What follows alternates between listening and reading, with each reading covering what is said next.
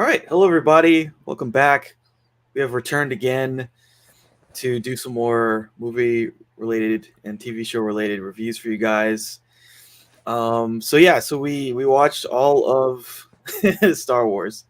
We somehow made it through, and we watched all of Star Trek, which was fun because like there was a lot of films I hadn't seen before. Yeah, and so pretty soon we'll start talking about the Lord of the Rings. We've been watching the films. Um, yeah, and so in between, we're gonna try and talk about some films that we both kind of. I think we both kind of like these films, these two films that we're gonna talk about. But it's a good change of pace. Yeah, and so today we'll talk about Atonement. Before we talk about Atonement, we want to talk a little bit about Sandman TV series, because we both watched the show. I'm a big Sandman fan. It's probably one of the first like comic books that I read that was like, I mean, it's like one of those like, oh, it's serious, I mean, there's serious stuff in every genre, but like Sandman was like definitely like one of those graphic novels that really it got a lot of different people into reading comics, and it was just it's really well done. And what I really liked about the TV show is that it kind of like it's very faithful. It's very, very faithful to the comics in a way. So had you ever read the comics or heard about Sandman at all before you saw the TV show? I had heard of Sandman. I knew a lot of people who really enjoyed it. I never got around to reading it myself, but the concept always sounded really cool to me. Yeah, it's very cool. The idea of the dreaming, and especially the way that it's depicted, is very cool.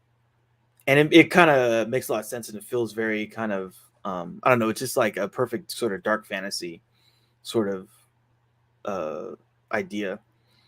So how did you like the pilot of this show? I liked it.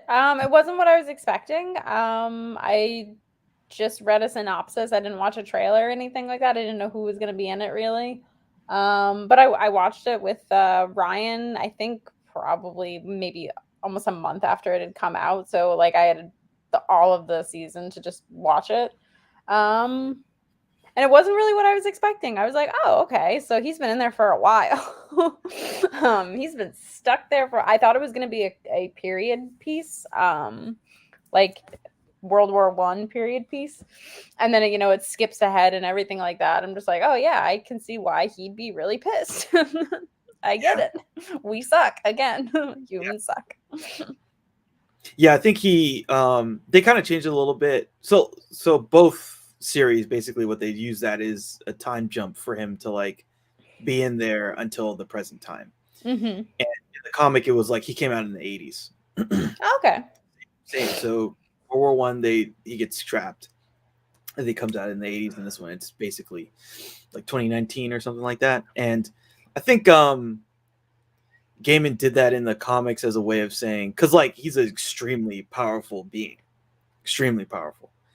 And so it's like, oh well, why wasn't he around before? And in the comics, he's very, at least at first, he's very tied into the DC universe, or at least there's sort of a section of the DC universe that he encompasses that's sort of similar to what they did with like Swamp Thing at the time. So the comic is through this publishing sort of, I forget what the term is for it, but they created Vertigo, which was a subset of DC Comics where they had all these mature and more kind of like adult or horror themed comics, and that's where that sat. Sandman. And so Sandman, like there was a lot of like more DC tie-ins in the first what would be a part of this storyline, but they kind of took a lot of that out for the adaptation, which makes sense because it stands on its own. You don't really need to have all this stuff. I mean, some of it's cool, some of it's very cool, and it's stuff that I think did kind of make it a bit better, but it's not necessary for a person who's never heard of Sandman to have to like also have all this DC universe stuff put on top of that. So I can see why they wanted to like not have to put it in there.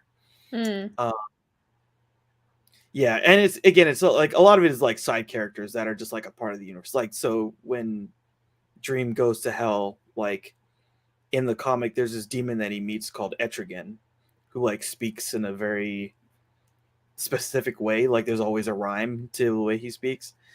But he just meets the demon Etrigan because Etrigan was a big DC character in this part of the universe. But is that really necessary? I mean, Etrigan's fun, but I don't know if it makes the story better. So that was one thing. That was probably one of the biggest things that they changed. Okay. So what did you think about, I guess, Dream in general? Like, did you like him at first? Did you think he was kind of a dick, or did you think that he was like kind of cool? And did like the whole idea of like what he is and what he and his family are, did that make sense to you at first when you were watching it? Yeah, nothing about it was very confusing to me. I think that the way that they portrayed it was very easy for anybody to really follow. I thought it was neat. I would have liked to have seen all of the siblings. But I understand they don't want to shoot their load like all of it like at once. Like you want to save some things like who is it? Desire and Despair. Like I thought they were really cool. I was like, that's a very smart dynamic to have because they are so intertwined with one another. I think the siblings that relate the most to each other make sense because they are as much alike with one another. I like Dream. I think he is a very dramatic emo boy. And I say that in the nicest way possible. Because I would have had a crush on this guy in high school. I would have immediately had a crush on this guy. I was like, yep. That if I was 16, that would have been it. Hi, puppy. Death was honestly my favorite sibling that we saw though. That was an episode that was very hard for me. I did not finish it in the first viewing. I was crying my fucking eyes out. I was literally just I woke Ryan up with my sobbing. I was just like, this is good. I couldn't. When she was going for the baby, I was just like, no, fuck that. I can't watch this. I can't. So it was rough, but it was a beautiful episode. It was very, very beautiful. Yeah, I think that, that was definitely one of the most sort of anticipated adaptations. Because that it's very much so just like the comic. In terms of like what like their relationship there and like the things that he goes to see her do. It's really powerful stuff.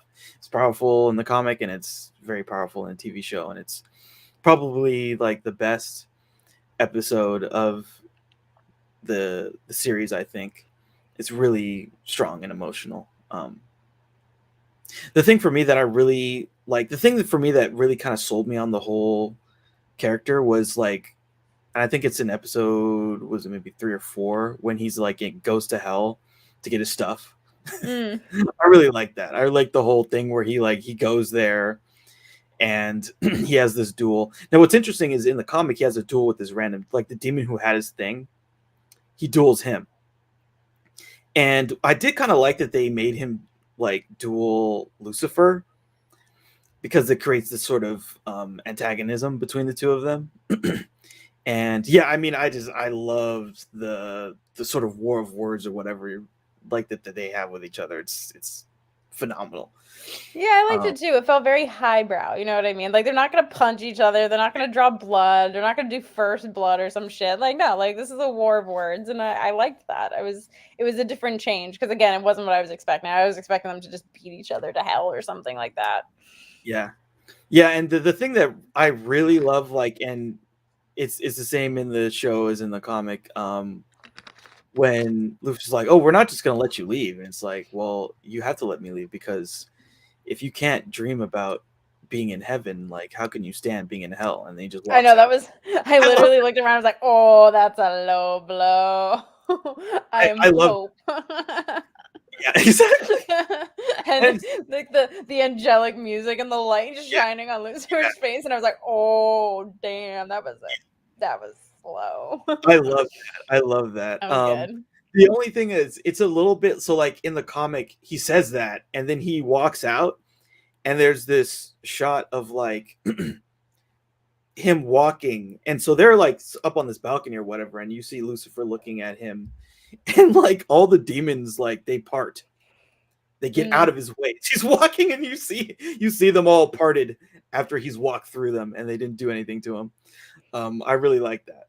But I thought that they did a really good job, especially like the way that they animated like all this. I'm a wolf and I'm a this. And I thought it was like, whoa, that's really. It was just really cool the way they did all of it. So that was an episode I really liked. Another one. How did you feel about the diner episode? I could have done without it, honestly. That one was like, it's very dark. It's very dark, but I got to a point where it's like, what, are any of these characters going to be important at some point?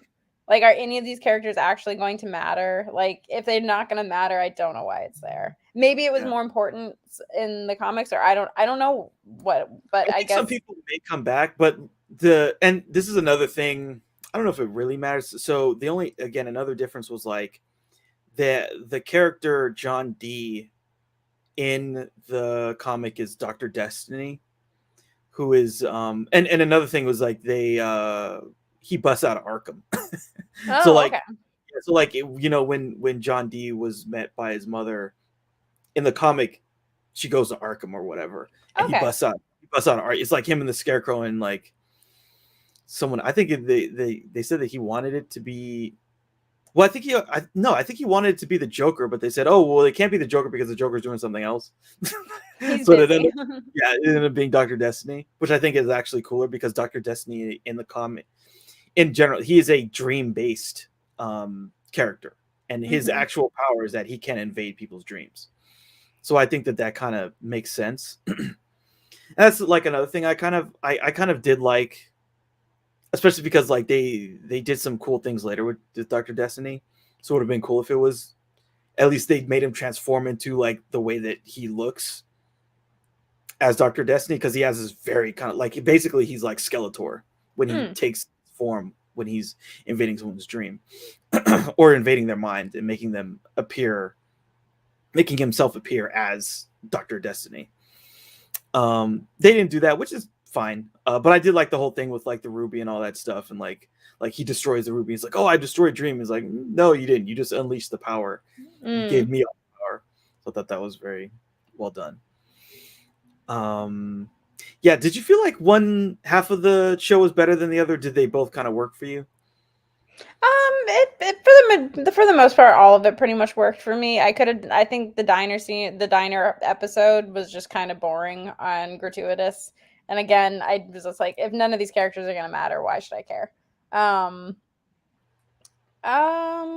really liked the episode with his like ex-wife or whoever she was. I think it was his Dream's ex-wife. I liked that episode. I thought that was pretty. Sorry, my dog's looking. She looks so cute right now. Yeah, she's just like staring at you. She is. So I liked that episode more because it gave me more time with Dream, and it gave me more time with learning more about his backstory and just caring more about him. And yeah, and I really like the episode with the cats. I can't say I really like that. I was like, it's Dream's voice as the king of dreams for cats, and I was like, that's pretty fucking cool because that just makes his power even more crazy. Like, there's anything that can dream, he exists in it, and I just thought that was really great world building. One of my favorites is like there's a comic that's a prequel, and the comic starts with him on this planet, and he's a plant. He's taken the form of a plant, and these plants are like dreaming. They're sentient, so they can dream. And so he's amongst these plants, and then he's like, "Oh, something's wrong," and then he goes away. But I just love that like he could be a cat, he could be a plant, he could be anything, a dolphin or a whale or whatever, like because he's an idea, an emanation of an idea, and so it can take any form. So I feel like what you could do with the show is kind of endless, honestly. It is, and it's very apropos. Yeah, it is, because he could be anything. Could be anything. Yeah. So are there any things that you hope for season 2, if there is a season 2 that you'd like to see? I'd like to see more of the siblings. I think him and Desire have got a lot of history with each other. I would really like to see that play out more. And I'd like to see Death. And I think there was a sibling that's like missing or something like that. Yeah, destruction. Um, but yeah, I can't really predict too much because I don't really know where the story eventually goes. But Constantine was good because once I realized who she was, I was like, I like that. Okay, I'm Yeah. fine with that. Once I realized who she was, I was like, okay. And honestly, it makes sense that they would meet. I think it makes complete sense that those two characters would cross paths with one another. Yeah, for sure. Cool. Yeah, I really hope there's a season 2. I liked it a lot. I want to see more. There's a lot more that they can do with this. There's tons of material that they can dive into because there's just so much Sandman stuff. I guess the last thing too is like that the whole serial convention. That stuff was very interesting, very creepy. I thought it was Like, creepy. I also just thought it was very funny and making fun of like just true crime in general. yeah, it was making fun of a lot of stuff. I think because like yeah, I mean it was very kind of like right on to like how like these people like just like the con crowd in general kind of made fun of that, but also kind of like sort of I don't know. It was just like the way that they kind of like had these people speaking in code and stuff. It was like it's kind of creepy and interesting because just like wow, could people really do something like this? Not Yeah, exactly. probably. I don't know if you could get that many psychopaths in a room together, but it would Maybe not on an surprise internet me. forum. Maybe on an internet forum, yeah, for sure. They would share like tips on the dark web or some shit like that. I'm sure they do. But yeah. Yeah, no, the Corinthians are a really interesting character too. That Yeah, I didn't incarnation. mind him. I thought he was actually a pretty interesting not even opponent for Dream, maybe an antithesis of some kind because he's obviously not more powerful than Dream because Dream pretty much he needs another conduit to take care to fight Dream. He can't actually seem to do it himself. And I kind of like that those like setting ground rules for that because if the Corinthian was able to just fight him and kill him, like why wouldn't he just do it? You know what I mean? Exactly. He can't. Exactly. Yeah, you can't. Um so I like that, and they stuck with it, and they stayed true to the rules that they established, which I Yeah. like. Yeah, he's not powerful enough, so he had to like send these. And at the beginning, which is another change. The Corinthian is helping he's helping them like figure out how to capture him and how to keep him secluded. It's like, oh, you have to do this, you have to do this, you can't, and you have to kill the Raven or whatever. um, because like he knows once he gets out, like he's gonna, stop him and kill him and unmake him basically because he has the Mm-hmm. power to do that, and he can't stop him really. So yeah, good stuff. Yeah, I hope there's season 2. All right, Yeah, cool. I So would let's. definitely watch the season 2. Oh yeah, yeah, yeah. I'll watch this. As much as they keep making those shows, I'd keep watching it because there's so much great stuff there, and I really, it's one of my favorite comics. Just stories in general, honestly. All right, so Atonement. So Atonement film came out in 2007, sort of like a wartime romance drama. Um, yeah. So All the drama. It's like this goes beyond. If there's another word for it, that's if there's something beyond drama, like that's what this movie is. yeah. So did you see this when it came out, or in 2007, or did you see it maybe a little bit later? Did you see it in theaters, or did you see it like when it was like I don't know, Netflix or DVD or something? Oh, I would not have been allowed to see this in theaters. No, my sister had read the book. The movie came out, it came and went. My sister eventually read the book and then she watched the movie. She is madly in love with James McAvoy. Hard Madly. not to be. It's hard, yeah, it's really hard not to I love mean, James McAvoy. God, I hope this doesn't age poorly. So she kept telling me, like, you need to watch Atonement. She's like, I know you would like this movie. And she's like, it has everything that you love. And I was like, okay, fine, I'll watch it. And I'd actually just finished watching Pride and Prejudice with Keira Knightley. So I was like, same okay. director. Oh yeah, it's like, and I love that director. And I was like, okay, it's streaming on some platform. And I was like, I'll watch it. And I called her like in the middle of it, because the thing about this movie is that my sister could never finish telling me all about it because she would start crying. And I called her and I was like, it's, oh my God, what's happening? What's happening? And she was just like, you have to finish it. And I'm like, I can't. Yeah, She's it's like, just no, you have to finish yeah, it. I'm like, yeah. okay. And I did. And I'm like, they're dead? Yeah. Yeah, this movie, on top of being like this beautiful whirlwind love story, has a It's massive plot twist. It's so unfair, but that's life, that's totally, it's so, if they had lived, it would not have been as realistic. If they had gone and had their happily ever after, it would have made you feel good, but would it have been realistic? In the thousands and thousands or even millions of people who were killed in World War II, these two made it out. Not that They there weren't found love, not that there weren't people who did, not that that's totally unrealistic. It's just exceptionally rare. And I immediately watched it again. yeah. Yeah.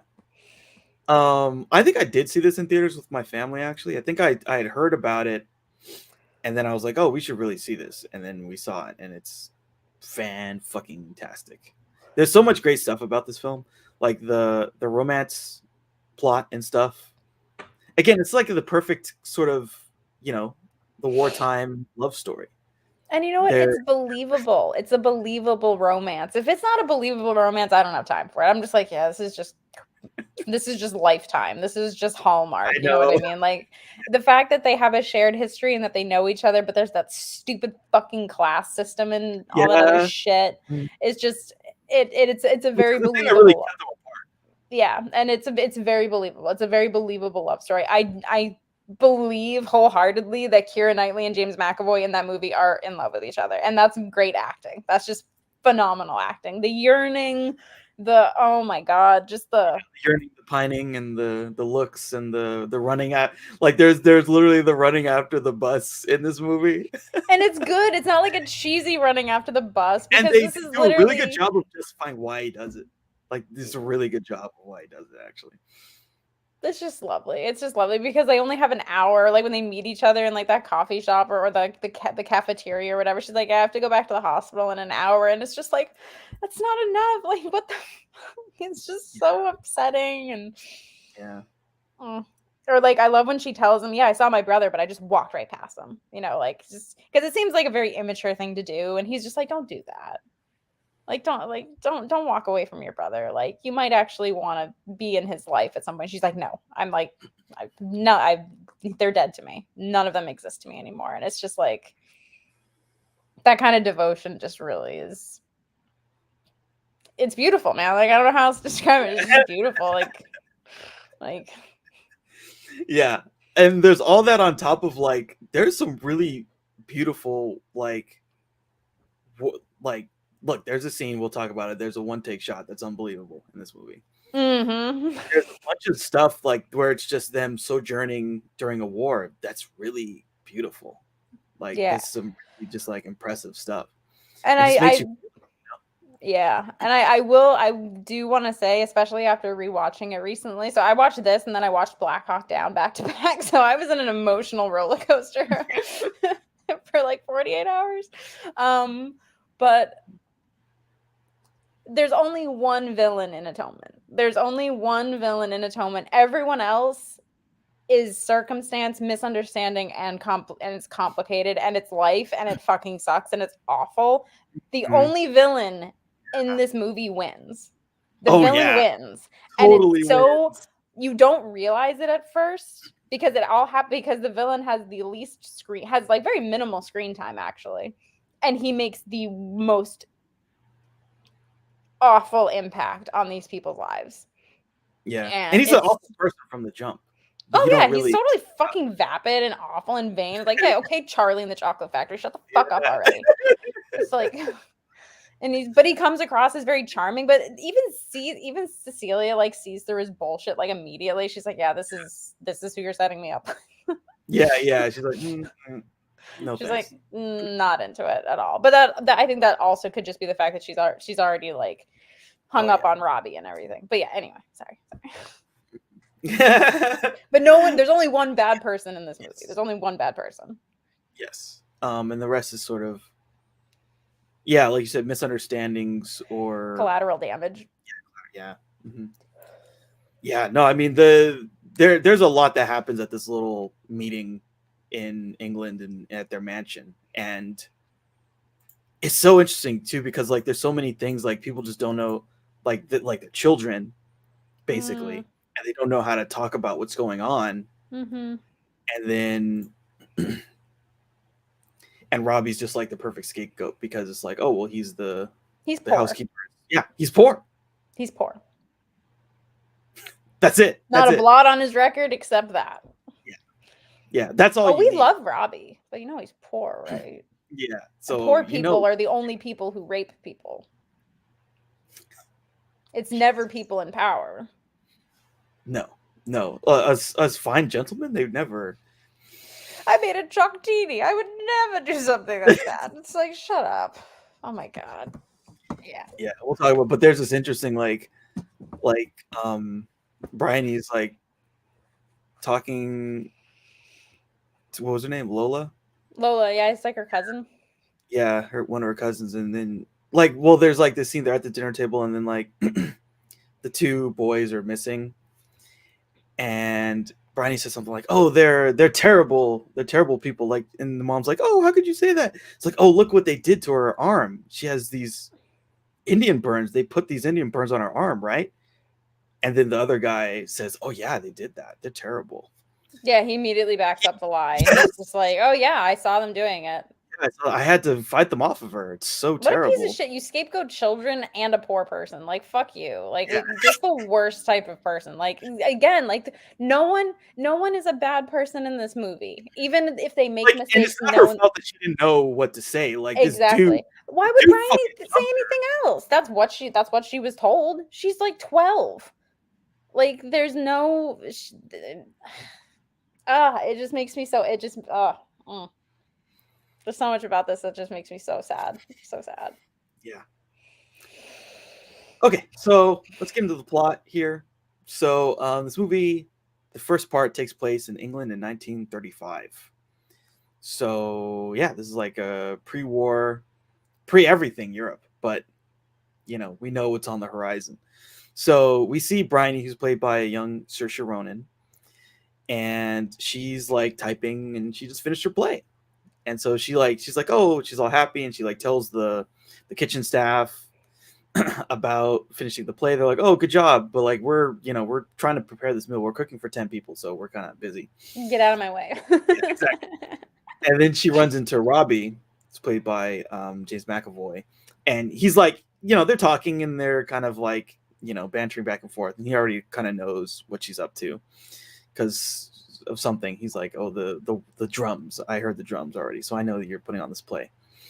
And then she sees her mother, and then she sees like her sister, and then we see like, okay, they live in this massive mansion. They have this work staff. They are a very rich family. Like that's kind of what we get right off the bat. And then she has this interesting conversation with Cecilia, her sister. And then they're talking about Robbie. I think Robbie, they see him doing something or something like that. And she asks like, oh, why don't you talk with him anymore? And then she says, oh, we don't move in the same circles. We move in different circles, is what she says about her and Robbie. And we also, again, we kind of get the sense that, Bryony has this sort of attraction or something with Robbie too. So then Bryony meets with her cousins. So it's Lola, Pero, and Jackson. And Lola's probably the oldest of all. Oh yeah, I feel like she's at least 13. Yeah, she's a teenager, and the kids are like, I don't know, 9 or 10 or something. They're very silly. Yeah, they're like twins or something, I think. Yeah. Mm-hmm. Yeah. They're very kind of silly. And they're having some problems with their family. I think there's like a divorce or something like that is going on. Yeah, I think their parents are getting divorced, and they're not supposed to know, but they do. It's like, of course they always know. Yeah, exactly. Kids know all of the the problems. And I think that, yeah, they even like say something like the twins say, like, oh, we can't because we're divorced. And like Lil's like, don't you ever say that? That's terrible. You know, something like The thing about Lola's character is that at that age of being like 13, you're trying to pretend, as just speaking from a girl's point of view, you're trying to pretend that you're older than you actually are. So you're taking on more responsibility than you actually can handle. In this, like, you're not emotionally equipped to understand how to take care of kids. So you're just going to keep behaving like a mean older sister, but you're trying to present yourself as being more mature so you can, be included with all of the big kid stuff or the older kid stuff, or even with some of the adult stuff, but you're not prepared. You're not an adult in any way at all. Yeah. And she's like, she sort of wants to be like center of attention. She's like, oh, well, of course I get to play the lead role in the play, right? Yeah, she's older, so she's throwing her weight around. Yeah, and so Bryony's like, okay, fine. And then something happens and the three of them leave, and Bryony's like looking out the window and she sees Cecilia and Robbie in some kind of an argument. And then Cecilia jumps into the pool and then gets out and like walks away from him. And she's like, what's going on? So yeah, Bryony sort of has this kind of negative connotation about what's going on between the two of them. But then we see that situation from another perspective. So we see basically everything that happened. Like the two of them are kind of, Robbie and Cecilia are kind of talking, and they're very friendly. But sort of there's again the undercurrents of like this class stuff, because like, what was it? It was like Cecilia's dad was paying for him to go to college, or was going to pay for him to go to college. Yeah, I think he was going to medical school or something like that. Yeah, he was going to go to medical school, and like her dad was paying, and that's sort of a bit of consternation about that. But then there's this whole thing with this vase, and he's like, no, don't take the vase. And then it breaks. And so it breaks by accident. And part of the broken part falls into the fountain. And so then Cecilia like takes off her clothes and then takes off part of it, not all of them. But then she jumps in to get the broken piece and to fetch it out of there. And so it's all kind of like playful. It's not really like, it's not really negative, but Robbie does feel kind of bad about breaking the thing. And then I think he feels a certain few ways.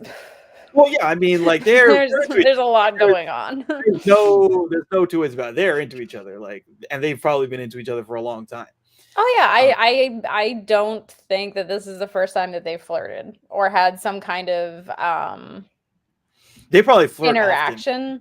Oh yeah, I'm sure that they flirt often. I wouldn't put it past that they've already slept together. She kind of feels like she can't be with him because of the class stuff. Yeah, that's her upbringing and stuff like that. But she's also intentionally putting herself in front of him. Like, there's not a doubt, and I don't mean that in any kind of negative way. When you have a crush on someone, you seek them out. When you like someone, you seek them out. She could have literally gone anywhere with that vase. She found Robbie on purpose because she was like, okay, I'm gonna go and see. I'm gonna go bug him. I'm gonna go annoy him, even if she's not intentionally doing it subconsciously or whatever. You seek a person out that you like.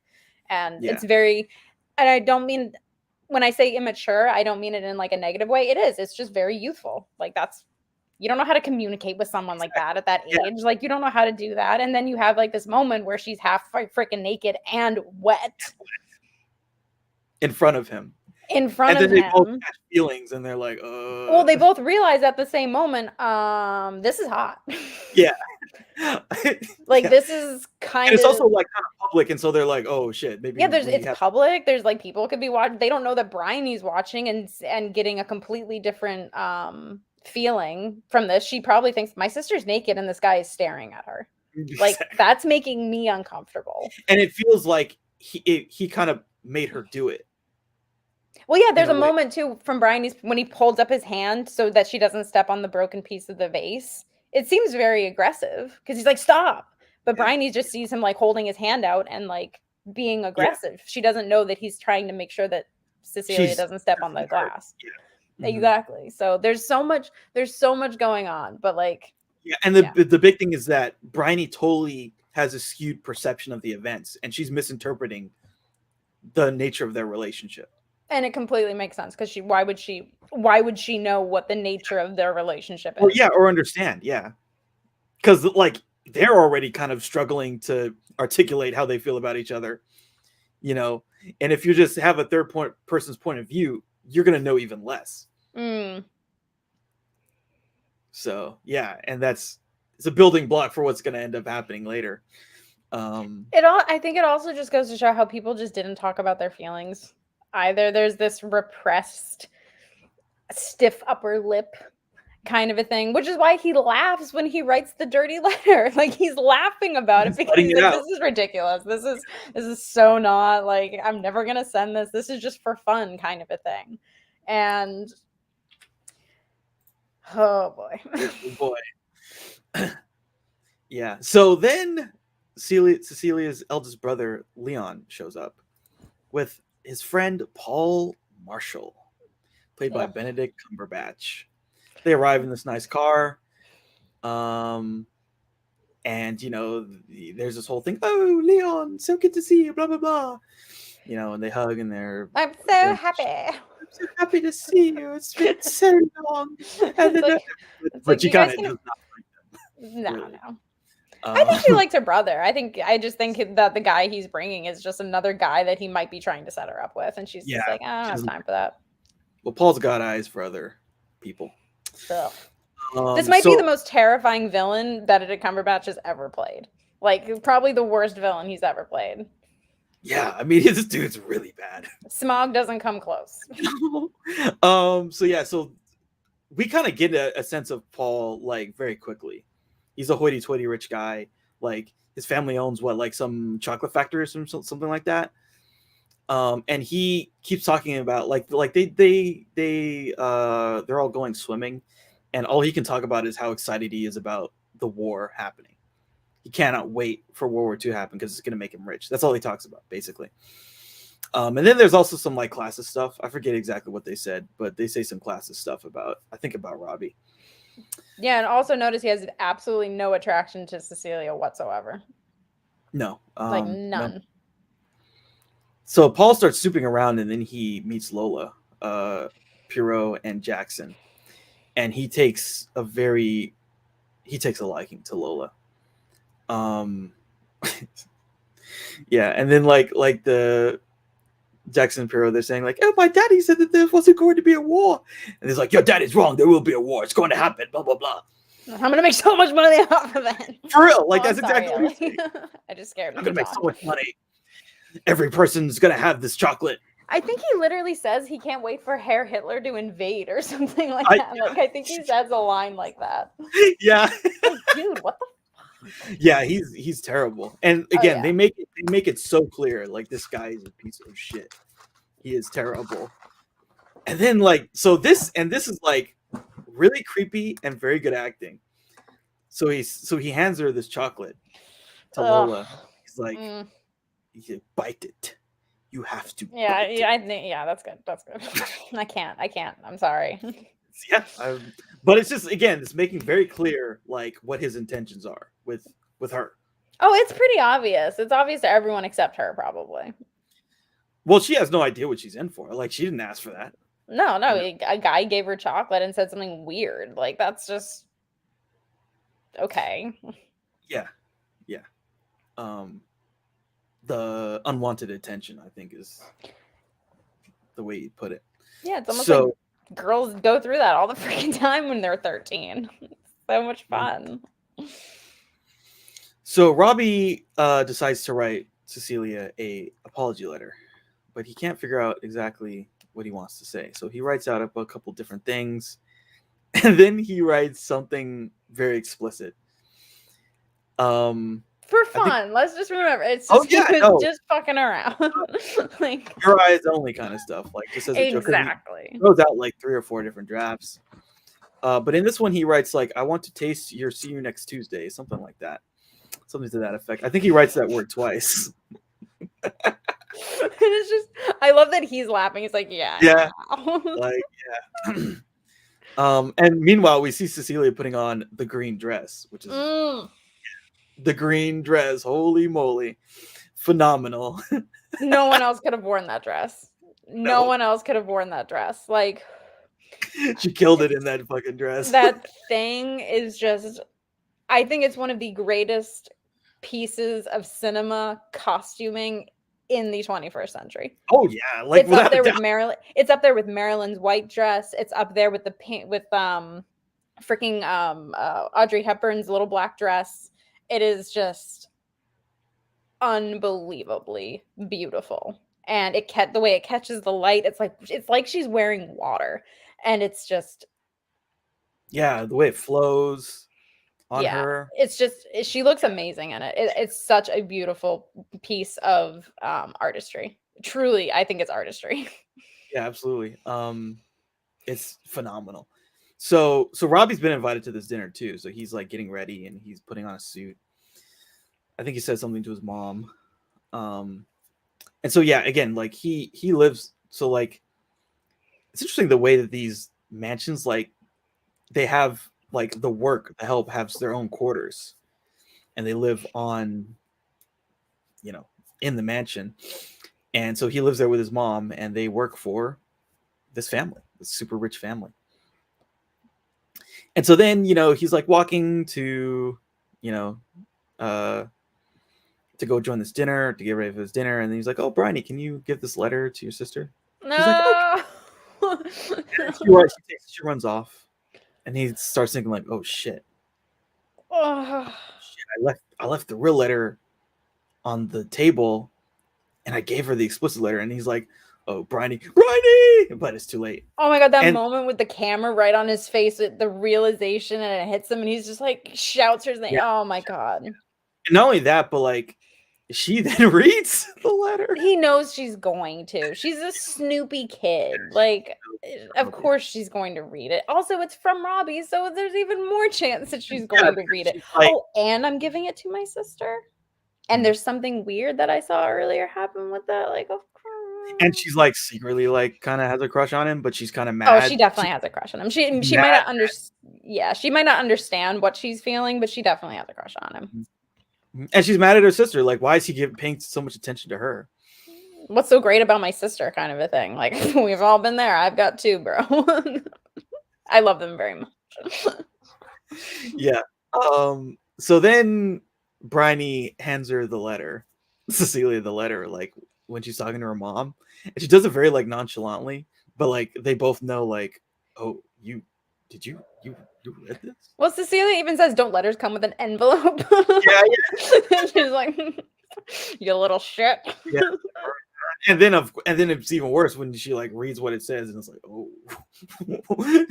and so she knows that Bryony read that. Oh my god, it's just. But the thing is about the letter is that if he hadn't accidentally given her that one, then they wouldn't have like finally told each other how they felt, and they wouldn't have hooked up, and then they wouldn't have done that. But if Bryony just hadn't fucking read the letter.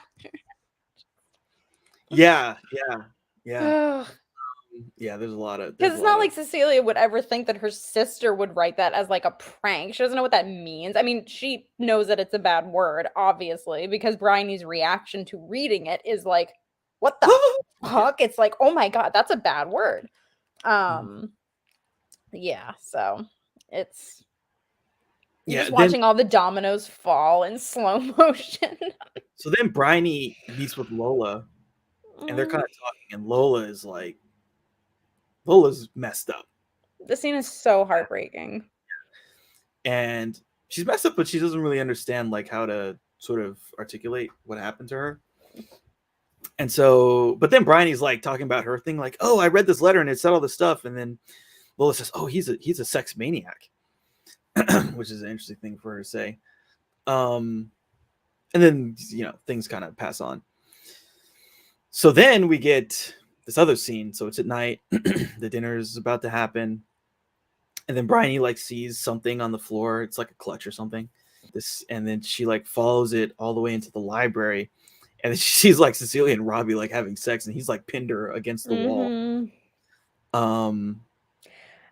Yeah. And so she thinks that it's like a rape or something. Yeah, he thinks he's assaulting her. The thing that's so interesting about this reveal of seeing what Bryony is seeing is that the way the lighting and everything is, and the way that the bodies don't look like they should be doing what they should be doing. Like it's very strange looking. You're not sure what you're seeing upon the first sight of it.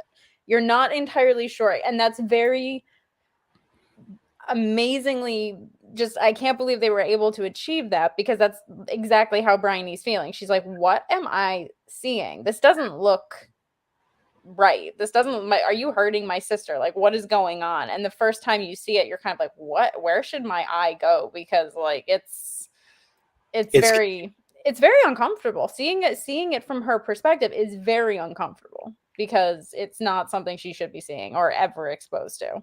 It's not like they did it on purpose or anything like that. She's just a nosy kid. Like, it's so sad. Yeah. It also doesn't help that they didn't say anything.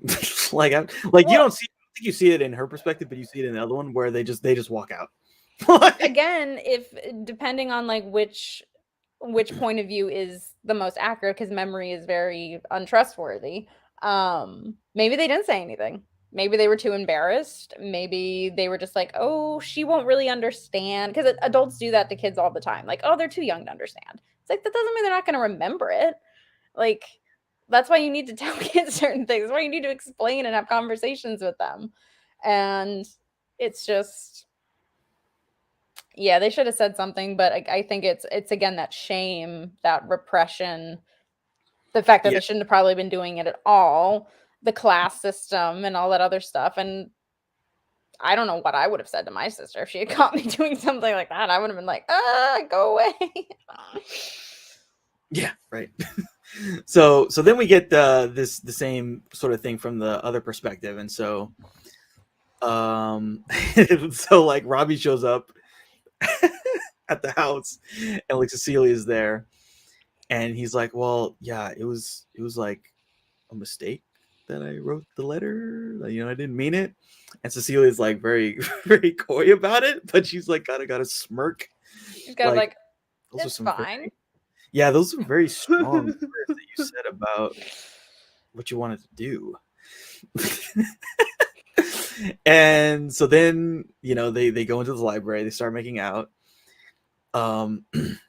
And then, he pins her, and then, the sex starts happening. And then they both say, I love you to each other. Aww. And then Bryony walks in. And then they both walk out without saying anything. So it's really interesting too, because it's very spontaneous too. That's the thing about this. It's like they just kind of spontaneously kiss, and then they're like, okay, we got to do this. Yeah, it's just a spontaneous like you're wearing thing. this dress and I'm wearing this suit. Like I want it. We got to do it. Yeah, and they're mad about each other. Like it's a culmination of probably a lot of flirtation.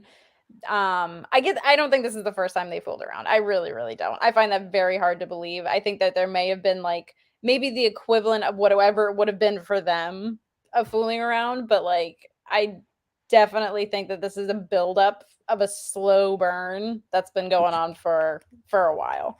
Especially when you grow up with someone like that and you don't see them like a brother or anything. You're just like, nah, you're not at all like my brother. Like, I like you. No, yeah. Because that's the other thing too, is like there's this mutual attraction, and they did sort of like they have that trust and they see each other a lot. That's Yeah, I think that's a good point. There's a huge element of trust there. Because like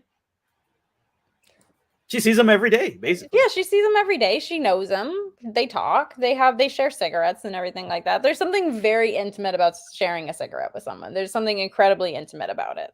And if someone rolls you one, like that's really nice. Like, oh, you didn't have to give me that or whatever. But like there's something very intimate about the way that they interact with each other that I think not everyone has on the same way. There is a trust, and there is an element of not just mutual attraction, but again, just a level of intimacy that she probably doesn't have with anybody else. Yeah, totally. So that happens, and then they go to this dinner. Like they go right to this dinner. Hey, And so, mom. yeah, exactly. That's basically what happens. And they're sitting next to each other. Cecilia and Robbie. And then, they're like, "Oh, Piero and Jackson are missing," and they're like talking, and then like the mom's like, "Oh, those poor little chaps, what happened to them?" And Brendan's like, "Oh, they're not poor little chaps, they're evil, they're terrible." It's like, how could you say that? And it's like, "Oh well, look what they did to Lola's arm. They gave her these Indian burns," and she's kind of got this look like that's not where that came from. Yeah. And then Paul's like, "Oh yeah, you're right. They're terrible. I had to pull them off of her." And yeah, and then the mom's like, "The twins did that to you?" And she doesn't answer. Paul says something for her. Yeah. So then Bryony like Bryony gets sent away because she's acting terrible. And so then she finds this letter that they left. And so it's kind of funny. She comes back like, "Oh, I found this letter." And then Cecile's like, like she literally like pounds the table. Yeah. And it's like, "Oh, it's from the twins. It says we're going to run away because Lola's been so horrible to us. We want to go home." And then she's like, "Oh, okay. All right, fine." She's like, "Kids are just missing. Okay, fine. That's great. Okay, I can deal with that." Yeah. And so then they form a search party, and then they're gonna go and find them. So they're all out there. It's really dark. It's nighttime, and so Bryony decides, okay, I'm gonna go out and try and search for him. She's got a flashlight, so she's looking, and then she goes somewhere. It's like, I forget where they were. It's like near a pond or something. Like a boat house or something where you leave like a boat or a canoe or something like that. Yeah, it's near the boathouse. It's very secluded. Yeah, very secluded. And then she turns her light on someone who's on top of Lola, like assaulting her, and that person runs away. And then she basically helps out Lola. Now, in this perspective, we don't see who it was. We know it's like an older man. He's wearing a dinner jacket. All the guys are wearing the same thing. They're wearing a tux. It could be anyone. Yeah, could be anyone. Yeah. Yeah, we see the guy run away. So then Bryony helps her out. They like take her somewhere, and then he's like, Bryony basically says to her, "Oh, well, Robbie did it. It was Robbie, right? The sex maniac." And she kind of, I don't think we ever really see Lola say Robbie did it. I don't think Lola ever really confirms. I think she kind of shakes her head or she does some kind of nod, but she never actually says, "Yeah, Robbie did it." Yeah, she says what happened to her. Yeah, she's just too traumatized. But she doesn't say who did it.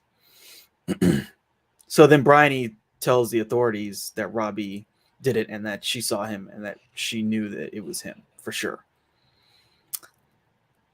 And then she like gives them the letter or tells them about what was in the letter. And so, yeah, this is pretty bad for him. So then Robbie comes back with the twins. He's like got one of them on his shoulders and he's holding the other one's hand. That makes it even worse. Yeah. The police are waiting for him, and he's the one who fucking found them. He's the only one who found them. Obviously, there was a lot of, when they found Lola, the search had to be stopped, but nobody could tell Robbie. We didn't have phones. We didn't have walkie-talkies. Oh, hello, my little love. There you go. But yeah, it just makes it even sadder that he's the one who found them. Like, yeah. Because he's actually. I mean, there's no justice. There's no justice. No. Like, even none. I think when they're doing like the police interviews, even at one point, like Cecilia's kind of getting the impression of where this is going, and she's just like, "Can you really believe what Bryony says?" She's like a kid. Like she doesn't know what she saw. And it's true, like she doesn't. Like but yeah. Yeah. So Bryony watches from the window so like they're standing outside, they're waiting for him to come, and then Cecilia's like, "You need to go away, Bryony. Go. Just go." And so then she goes upstairs, she goes to the window, she watches, and the police take him away. Like the police arrest him and they take him away. And Cecilia sort of embraces him as he's taken off. And then we see his mother like beating on the police cars, like calling them liars. And that's it. That's that. He's sent to prison. Yeah. So this is a really interesting. Yeah, this whole situation is like so messed up. I mean, later on it becomes pretty obvious that what's his name did it. What's his dude's name? Paul or whatever. That he's the one who did it. And it gets even darker than that, actually. Like, from the jump, I think it's pretty obvious he's the one who did it. Yeah. Yeah, it's really, I mean, but again, like this happened because he's the poor, person. And of course, like, oh, well, of course he did it. And of course they're quick to just not even like try to find evidence. They just like, oh, yeah, of course he did it, and just throw him away. Yeah, pretty much. Yeah, I mean, it sucks. And, there's no recourse in this world for a person like him. He's just tossed aside. Yeah, unfortunate. So yeah, the other thing too that's really interesting is like just like in the sort of political context that we exist in now, where there's all these like there's more of a like openness about people saying like, hey, this person abused me or this and that. And then we get into like there's also these weird politics around like false accusations and stuff like that. It kind of goes both ways, which is interesting because like this is such a clear case of like, it was a unfortunately false accusation because these kids were involved, but also like the real perpetrator got away with it, and not only that, but like kind of benefited from what happened. Oh, completely, because the poor person can't afford a lawyer. Like the cops are going to sweep it under the rug because it's a wealthy family, and the family doesn't want, oh my God, my daughter was assaulted. We're not going to talk about that. We're not going to get her any counseling. What counseling would they have gotten her? Like, there's nothing no, just like, get over it. Are you pregnant? You're not? Okay, great. Then we can move on. Yeah, it's just like, there's no, there wouldn't have been anything to save Robbie. There was nothing that could have saved him. Yeah, it's unfortunate. It reminds me of like, was that one case where the judge, like the guy assaulted someone and he said, oh, well, he reminds me of myself. I wouldn't want to ruin his life. What, Brock Turner? Yeah, I think that, yeah. Oh, big fucking surprise. Yeah, like that doesn't surprise me in the slightest. Like you're the victim and her family are sitting there and you said that this kid reminds me of you. Like, what kind of person says that and thinks it's okay? Yeah. We don't want to ruin his life, but her life means dick. Yeah. Like he ruined her life. Like, and it's only been in the last, like, what, 5 years that people are actually okay with, like, her, like, story now? Oh, now you can be a victim. Now we're on your side. But we didn't give a fuck about you back then. Yeah. And it just pisses me off so much. I think that judge should have been disbarred and fucking I think he got taken out. Good, because he's a piece of shit. If you're saying a rapist reminds you of you? Well, I mean, he was being like truthful. Like, yeah. It's like when that fucking judge said Ted Bundy could have had a great career as a lawyer. I'm like, what are you saying to this person who murdered a 12-year-old and countless other women? You don't get to be on his side. You're supposed to be impartial, sir. Like, It makes me fucking sick. It makes me sick. But no, Robbie's a great scapegoat and it benefits Paul Marshall in more ways than one. And, yeah. They always get away with it. Yeah. I mean, that's how the justice system works. It's just like, that's the real, it's like, it's about the money. If you have money and power and connections, you can get away with a lot of stuff. Yeah, but we don't want to put this girl through so much. I'm like, she's already been through it all. She's already been through all of it. Yeah, you're just not paying attention. And now you're just saying you don't care by not going forward with it. That's what you're saying, is that you don't care. Not that you don't want to put her through anything. You don't want to do more work. And it makes you uncomfortable. That's what it is. It makes you uncomfortable. Yeah. It's like, okay, cool. Yeah, it's terrible. So then we go to 5 years later, northern France. Oh, it's 4 years Oh. later. And it's Robbie and this guy Tommy and Frank, and they're holed up in this damaged building. These two French guys come and they give them wine and food. And basically, the three were separated from their unit after a panzer attack, and so they're trying to, find the rest of their platoon, as it were. England is retreating from France, and they're basically about to try and reorganize. And Robbie's talking to them like, "Hey, don't worry, we're gonna come back, and we're gonna keep fighting the Germans." But yeah, there's a mass evacuation happening. So then 6 months earlier, we see Cecilia and Robbie at a cafe where they're meeting, and again, Robbie's in the army and Cecilia is a nurse, and they meet. They have like an hour to meet, and they're like drinking coffee, and they're like holding hands, and he's like messed up because it's like that "don't give me hope" kind of situation. It's just like, Yeah. I don't, yeah. But they kind of become dedicated to themselves just despite the circumstances. That's how they kind of leave this interaction at the cafe. And so then they're like he's about to see her off to this bus where she's gonna go back to work at this hospital, and then like they kiss, and it's this beautiful romantic thing, and then he says "I love you," but she doesn't hear it, and then the bus is kind of going away, and he runs after her to tell her so that she'll hear that he says "I love you," but then she's gone too quickly. Yeah. Right. It's so unfair. Yeah. It's I know that's so juvenile to say, but it's so unfair. I know, but it's like this is like the classic wartime love story kind of stuff, right? It's just beautiful, and it works so well. Yeah, I know. it works so well. Is it Edgar Wright? Joe Wright. Joe Wright, the director. Yeah, he's very God good. Damn it, Joe. I know. That's the thing. I have to say that he does. I don't know if this is the actual. I'm just gonna say it. He does minimalist intimacy in such a profound way. Like there's a moment in Pride and Prejudice where Mr. Darcy takes Lizzie's hand and helps her into the carriage. Anyone could have done that. Anyone could have done that. But you couple it with like it's the Regency, it's for press, there's no talk about sex, there's no this or that. Sex is just to have children, and but something that you just have to do.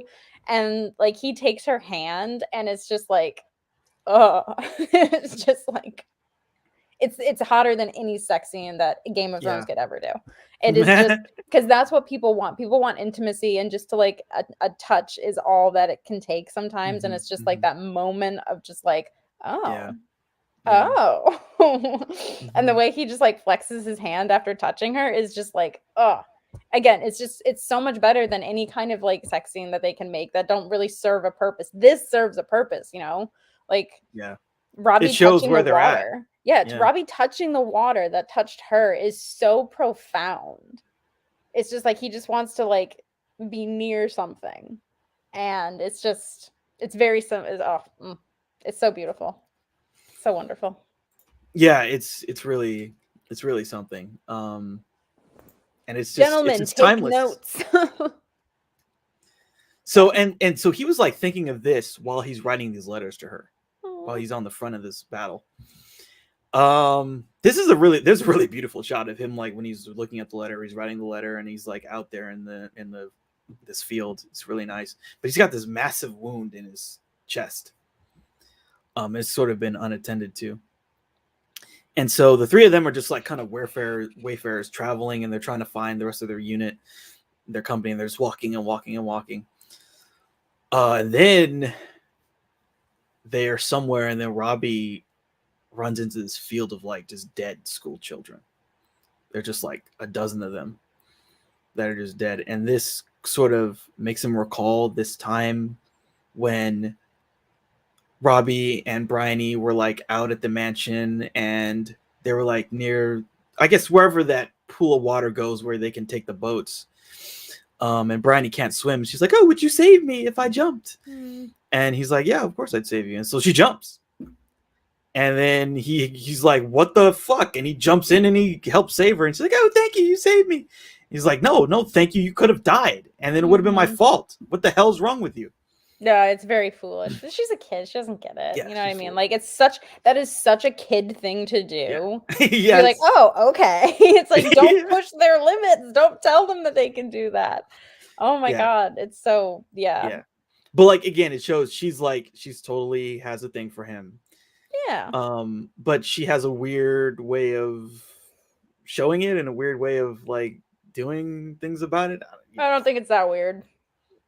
I think it's very childish. Yeah, it's very. I think it's very childish, and I think it makes a lot of sense for. She's very whimsical. She lives in this fantasy world that she creates, and she thinks that she thinks the people. She has a strong imagination, and this imagination fucked him over. Yeah, and I think she's expecting the people in her real life to behave how she writes her characters, which is heroic, whimsical, not romantic, you know, all of that, all of flowery prose and all that other shit. She's expecting Robbie to just be heroic because she's in danger.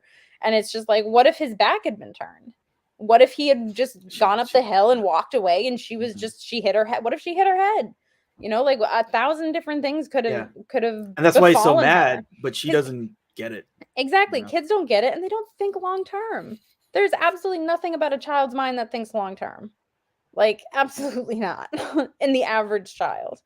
And I think she's expecting, and when the people in real life don't behave the way she expects them to, it's disappointing, and she doesn't understand why he's mad at her. Yeah, totally. So then we go back to the present, and we see the three of them in this Dunkirk beach scene. And so this is this mass evacuation. This is a logistical nightmare. And the great thing about it is they do the whole thing in this one take shot. That's fucking super brilliant. This one take should have won an Oscar all on its own. I know. It's phenomenal. Just to get that many people to be on the same page. Yeah. I would have had a heart attack. Yeah. Like, I would have had a freaking logistical nightmare. Okay, we got animals. We got fire. We have people. You have to stumble around. Hit your mark when you're stumbling around being drunk. Hit your freaking mark. And then one of the actors is going to just throw you. Yeah, like a choir. We have people in bars. We have people in the streets. We have like people stealing. Just on the beach. Chaos. Utter and total chaos.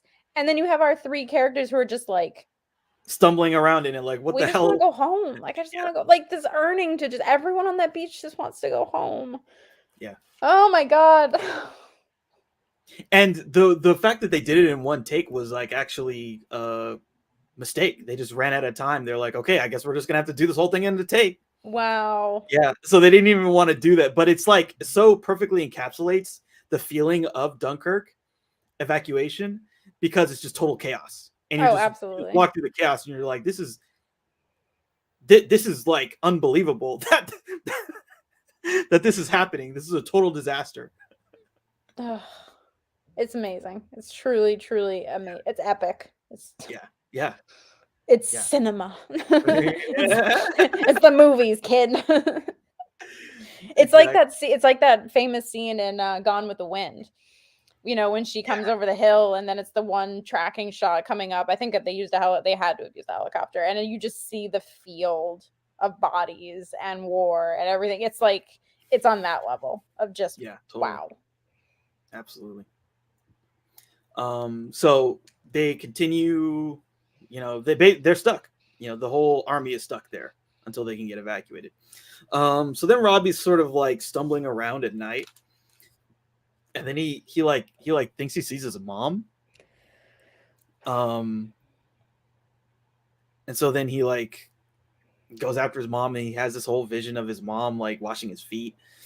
And then he walks out, and then his friend's like, "Where are your shoes, dude?" And he just doesn't say anything. He just keeps walking. Robbie's pretty sick at this point. Yeah, he's sick. Do we know how sick he is? I mean, I think we know he's wounded, but so they give a lot of different kind of sort of hints. Like another thing is like at some point, I think in the Dunkirk scene, his friend says, "Dude, you look white. You look really white. Mm-hmm. Like he's white as a ghost." Like they say something like that. This scene happens, and then there's like another scene like where he lights the match and then the match goes out. I feel like all this stuff is sort of like giving us hints about what's happening. Yeah. And what's interesting too is like I feel like the scene with the matches where he's like looking at the pictures and then it goes out. I think then it goes into a flashback, something like that. It sort of feels like there's a narrative shift. I'll just put it that way that happens after the match goes out, and then there's another scene where he's still looking at the because then there's like this montage of like images that are like kind of going backwards to like I think sort of like some moment when they were at the mansion.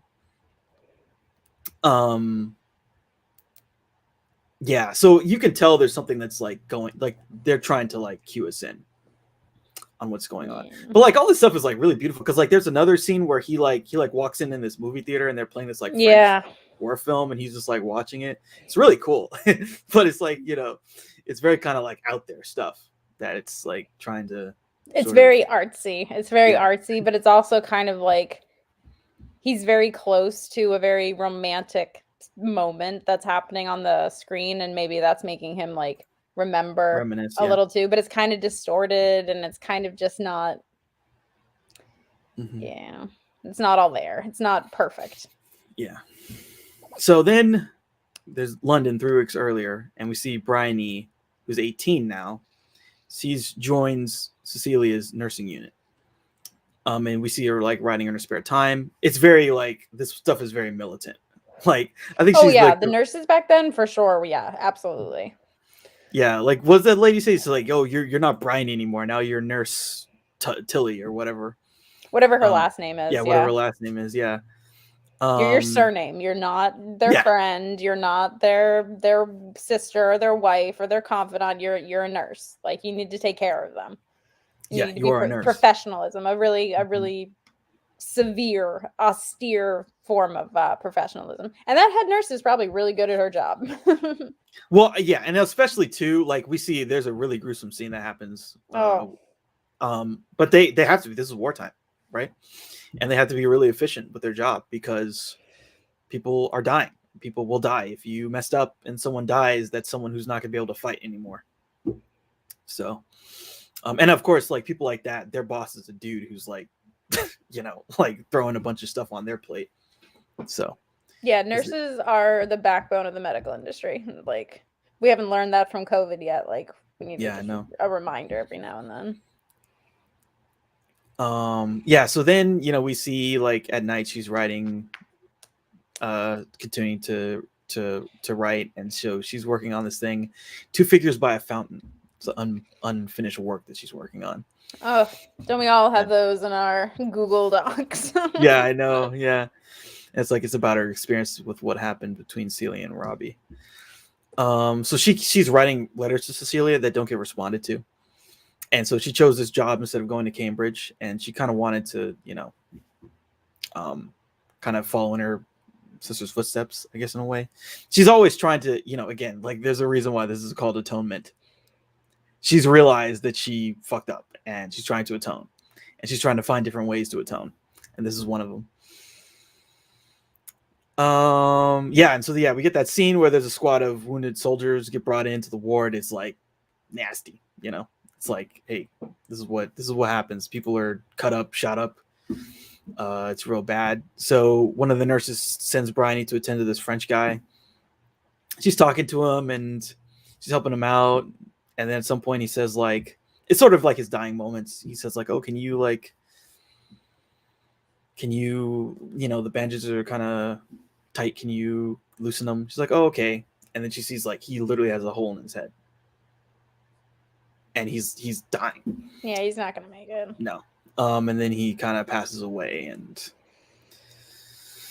then oh boy, this is another fun one. So Bryony's like watching this newsreel and is covering stuff in the war. It's talking about the Dunkirk evacuation. And they're like, oh, we got everybody out, hooray.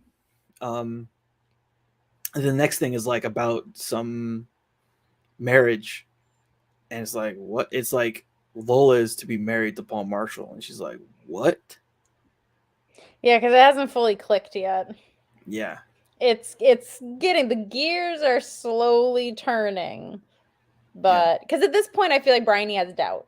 She has gotten to the point where she has doubt, but she hasn't made the realization yet. Yeah, he hasn't made the connection. Yes. So then we see the scene where she like walks in on their wedding. And then it happens for her. She like and she sees Benedict Cumberbatch on top chills. I'm literally covered in chills. And then he walks now. out. And then he walks out of he walks out into the sunset. Yeah. That bitch. Not Lola, obviously. But Benedict Cumberbatch, that bitch, literally rides off into the sunset. Yeah, with his wife. With his victim. Now his wife. Yeah, who, I mean, which is just like this, I feel like the perfect encapsulation of the time. This guy who's rich, who's a scumbag, who is excited about the war happening because it's enriching him, even though people like Robbie are dying. He's having an opulent fucking wedding weeks after the Dunkirk evacuation. And this is the same guy who is excited about a war because it was going to be profitable for him. Yeah. He's the one who's like, oh.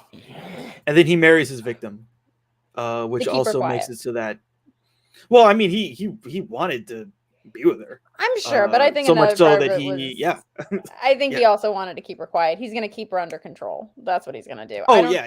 The fact, you can almost see, maybe like a week after it happened, he probably showed up at her parents' house and was just like, oh, I was there that night. I just want to make sure Lola's okay.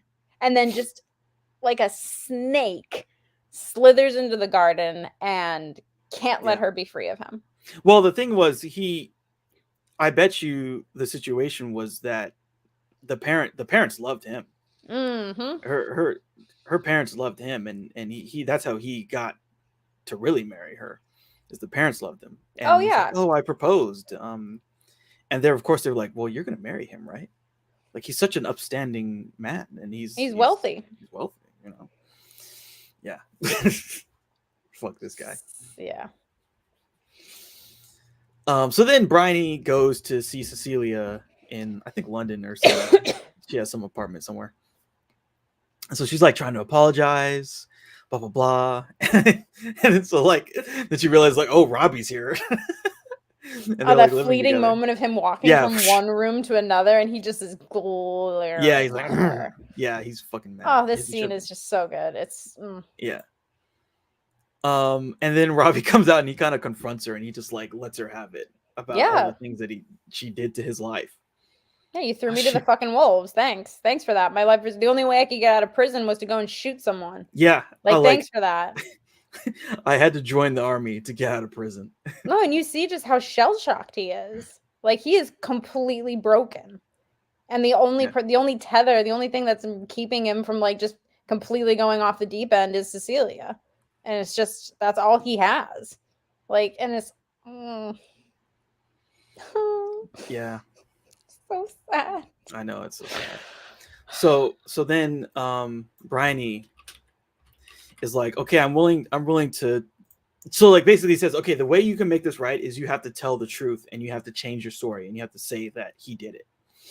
And she's like, I can do that, but it won't matter because he married Lola. And so she can't testify against him. And they're like, fuck. There's nothing we can do. There's nothing you can do at that point. Yeah. So then we flash forward to like present day, and it's an older Bryony, and she's doing an interview about her novel Atonement. And so she's like struggling with this interview because there's something that she has to really say. And so then she gets back into the interview, and so this is her last of 21 novels, and she says basically, this is the novel I've been trying to write my whole life, and this is the time for me to say it. And so she has like, she has like epilepsy or something like that, or like I think it's some kind of degenerative disorder with her brain. I think she's dying of some kind, or it's not like degenerative Alzheimer's, something like that. Yeah. So like this is the story she has to get out before she can no longer actually create stories. And she says like, oh, I found that just honesty just didn't make a good story.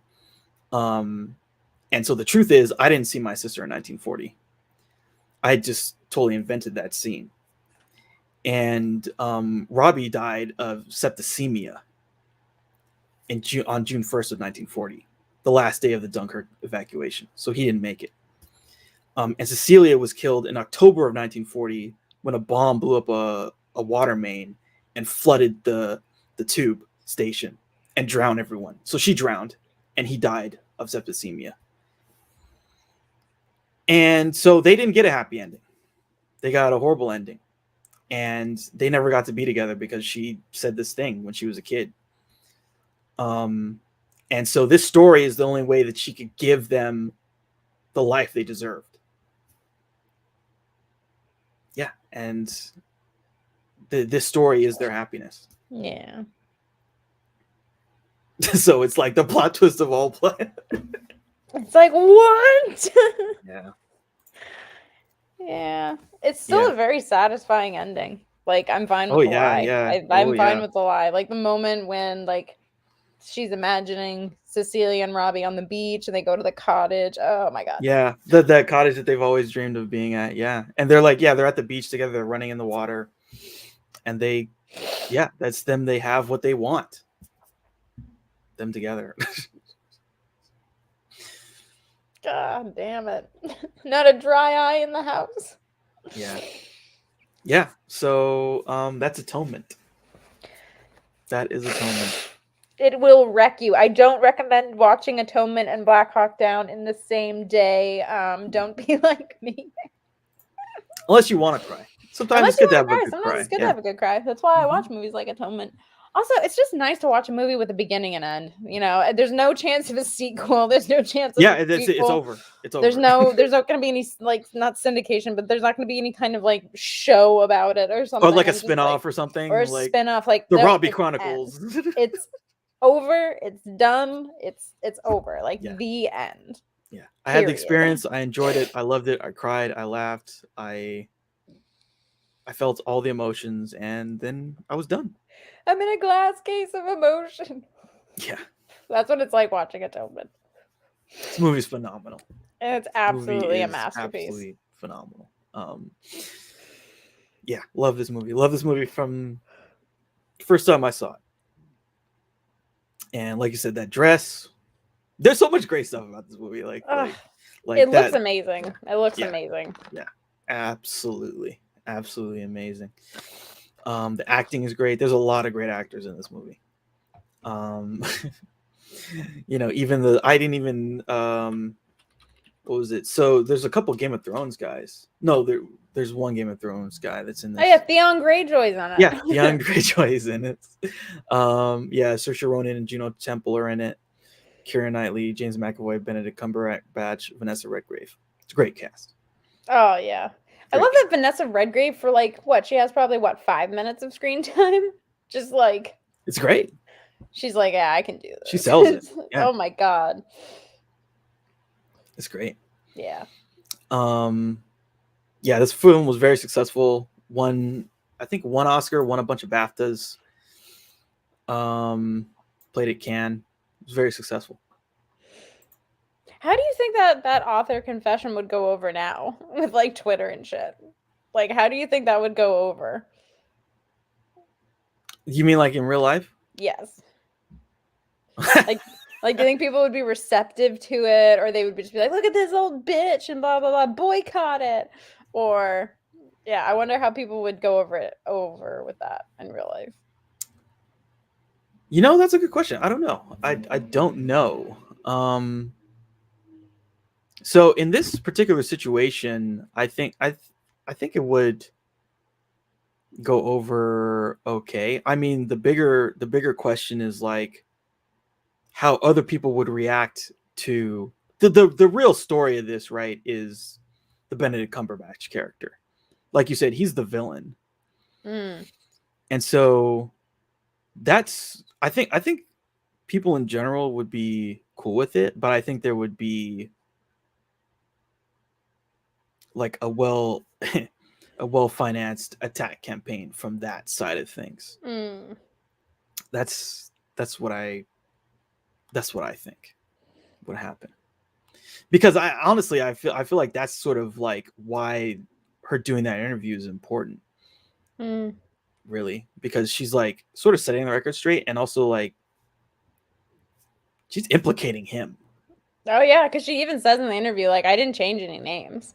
Yeah, like everybody is in it. Like, I did not change any names. Yeah. So, and so that really, like, it's an indictment on him. That character is an indictment on him. Yeah, that's what's so, like you're saying, like he's the real villain, but everyone gets caught up in this other thing because of what was said and done that got Robbie in the situation and pulled them apart. Yeah, and no one's a bad person in this movie. Anyone's probably just a victim or caught up in the circumstances. Yeah. He's the only person who's like actually a bad person. Yeah. Yeah. Yeah, it's a great movie. Yeah, because it's not like Cecilia's family cut her off or something. She cut them off. Yeah, like her brother's showing up at her job. He obviously wants to talk to her. She has no interest in it whatsoever. She's not responding to her sister. Like, who knows what happened to her mom? Like, and stuff like this for people in high society, that'll get you blackballed. That'll turn you into a pariah. Like, oh, her daughter is in an entanglement with the servant who is accused of assaulting a girl. Like, and she ran away, and she's working as a nurse in London, and she's living in a dirty little flat. Like, that follows those people. Yeah, that's a death sentence for them. Yeah, and not only that, but you know who's part of that conversation? The Benedict Cumberbatch character. Oh yeah, he was like, "Oh, I was there that night." Yeah, he always seemed a little. He was a beast. He always seemed a little off to me. I don't know why they would have. What? I don't know why such a good family would let someone like that into their home. Yeah, I know. Yep. Yeah. Terrible person. All right. Any parting thoughts on this film? Watch it, but have tissues. It's amazing. It's an amazing movie. I love this movie. Love this movie. All right. So next week we're going to talk about The Last of the Mohicans, another romantic tragedy. And then we'll start talking about Lord of the Rings. So, till then, everybody, take care, and may the force be with you. And live long and prosper.